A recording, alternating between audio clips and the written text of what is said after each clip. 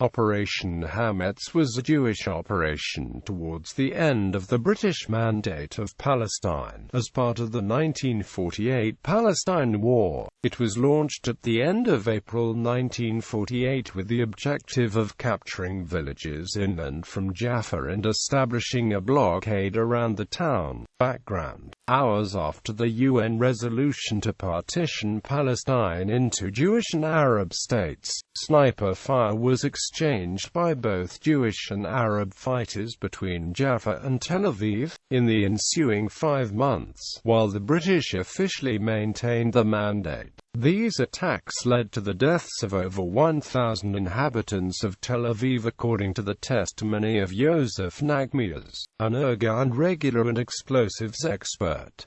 During the same time, 30,000 people left Jaffa, leaving a population of between 50,000 and 60,000. The operation. On the morning of the 25th of April 1948, the Irgun launched a full-scale attack on Jaffa from Tel Aviv. Israeli historians maintain that the Haganah had no prior warning of the attack, but soon after its start the Haganah and the Irgun came to an agreement whereby the Irgun troops would be under the command of local Haganah commanders. The Irgun offensive included a continuous 3-day mortar bombardment of the town center. The operation involved attacks from the north by the Alexandroni Brigade and by the Givati Brigade from the south.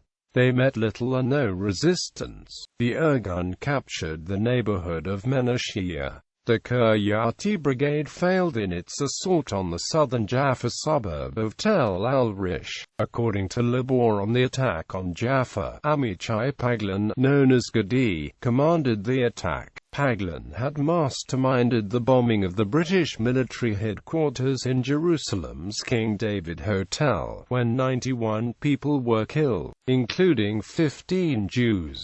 His instructions to his troops were unequivocal. They were to prevent constant military traffic in the city, to break the spirit of the enemy troops, to cause chaos among the civilian population in order to create a mass flight.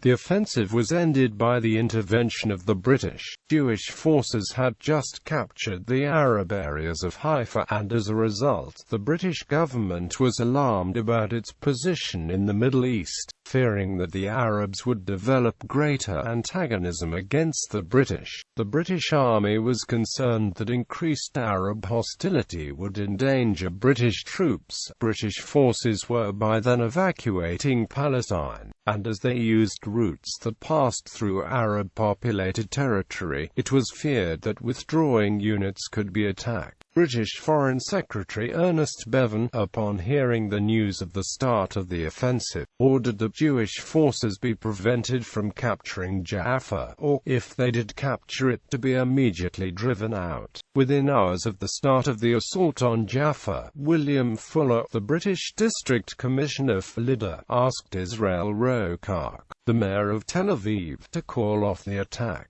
Throughout the following 2 days, Fuller continued asking Rokark to have the attack called off, warning that the British Army would intervene. The British rejected Arab demands to allow Arab Legion units to enter Palestine to defend Jaffa. However, they rushed 4 battalions of infantry, armor, and naval commanders to Palestine. These reinforcements were meant to free up units already in Palestine to deploy to Jaffa.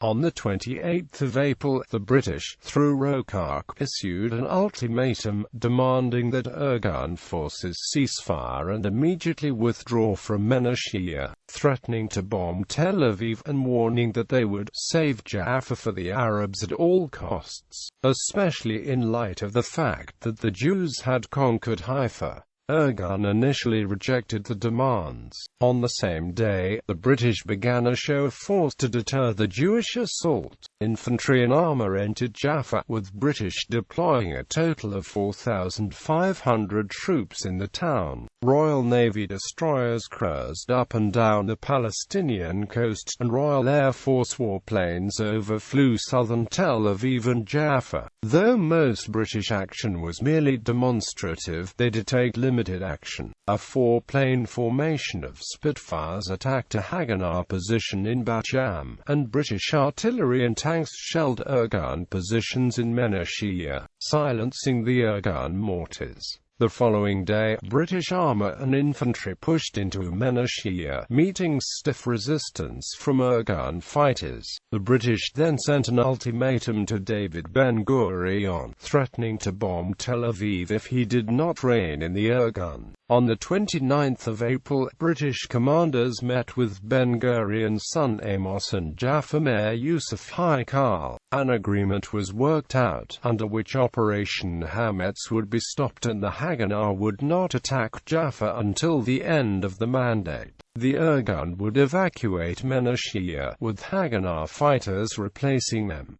British troops would patrol its southern end and occupy the police fort. The fighting ended on the 30th of April. Aftermath. By the 30th of April there were about 15,000 to 25,000 people left in Jaffa. The Haganah had complete control of all access into and out of the town, with the exception of a British army presence at Jazur. They were allowing people to leave the town but subject to searches for weapons.